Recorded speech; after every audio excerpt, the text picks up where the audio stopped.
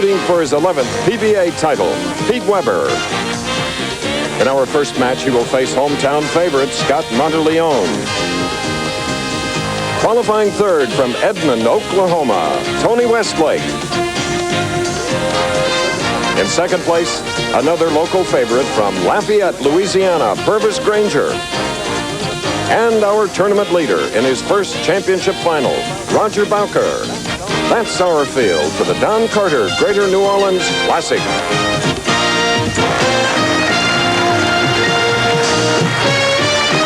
Okay, and here we go. Here are the two men in that first match. Finishing fifth, 25-year-old Pete Weber, the defending Firestone Tournament champion winner.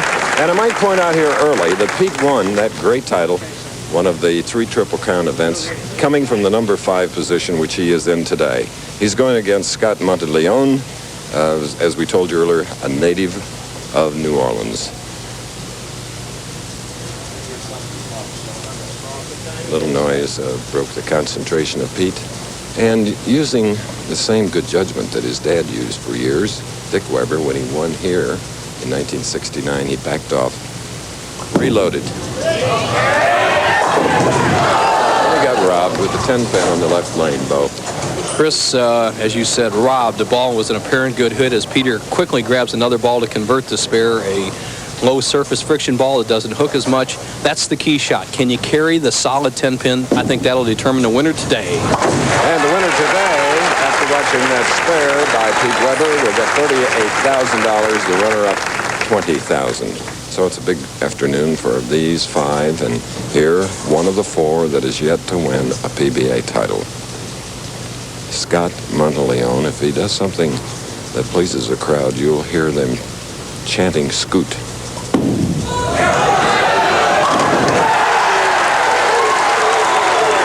And Scooter has done just that. A powerhouse strike for a big guy on a 5'8" frame, 240.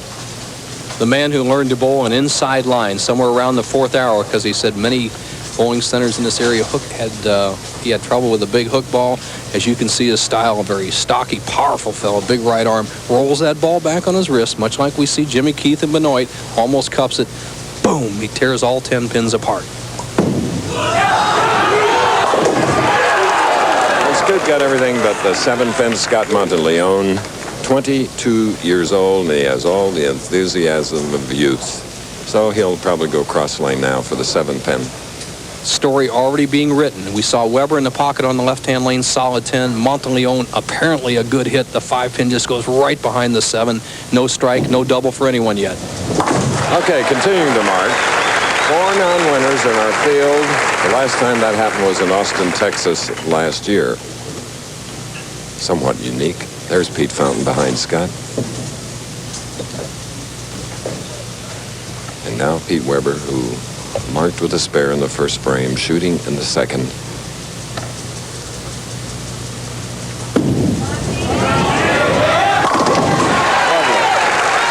Lovely.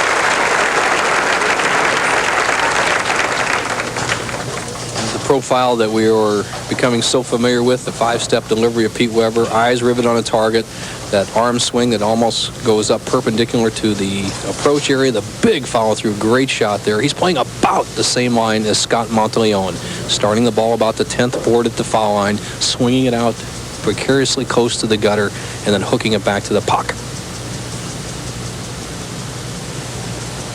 Left lane.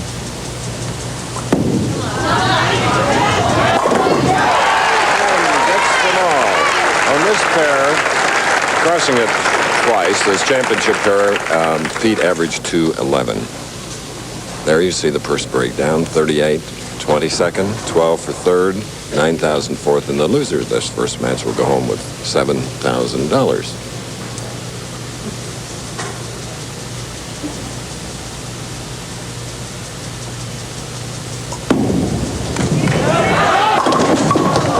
That's a 4-pin for the man who's in only his 3rd PBA event, so the pressure is on.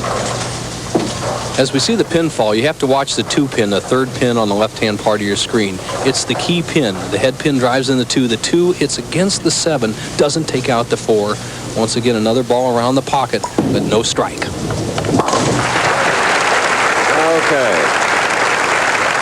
our 16th Professional Bowlers Association telecast from the New Orleans area, and we are across the Mississippi from the Vauquerie, or the French Quarter, New Orleans, in Harvey, Louisiana. The championship pair, lanes 51 and 52 here at Don Carter Lanes, 64-lane bowling center. And the championship pair, the left-hand lane just hooks one more board than the right. A pretty evenly matched pair can develop some good scores. And again, with a 7-pin wobbly 7 on the left lane. Unbelievable. There is a shot that normally you would carry, and what happens is the ball jumps driving into the pocket. The 2 drives against the 4. The 4 goes over the top of the 7. And look at Scott Monteleone. This is a story that's been told all week, and it's unfolding here in the championship round. Ball's in the pocket. Apparently a chance for a lot of strikes, and not to be. And all this in front of his hometown fans and at an establishment that he's familiar with. Scott Monteleone against Pete Weber. Ah, yes, one of the great champions, Bo. Don Carter. he has a wonderful sense of humor. He promised me he'd do that, Nelson. Well, he had the good fortune of being not only a great bowler, but bowling in a seniors championship that the Pro Bowlers Tour held here the opening year of this establishment about 8 years ago. Don Carter averaged almost 200 in that tournament. Still a great player. A high hit leaving the 3-6-10. And Don likes to think that his 11 handicap on the golf course is more important now to him. Weber changing to a low surface friction ball to cut down his hook, hopefully control it, and then convert the 3-6-10. Does it? Okay, earlier we asked Pete, we wanted his thoughts going against 4 unknowns. Well, I think I definitely got the experience with the 4 inexperienced players. But still, you know, you got to go out and take them one at a time and still bowl your best and be tough and win. Good judgment. Common sense. 38 times he's been in the championship round.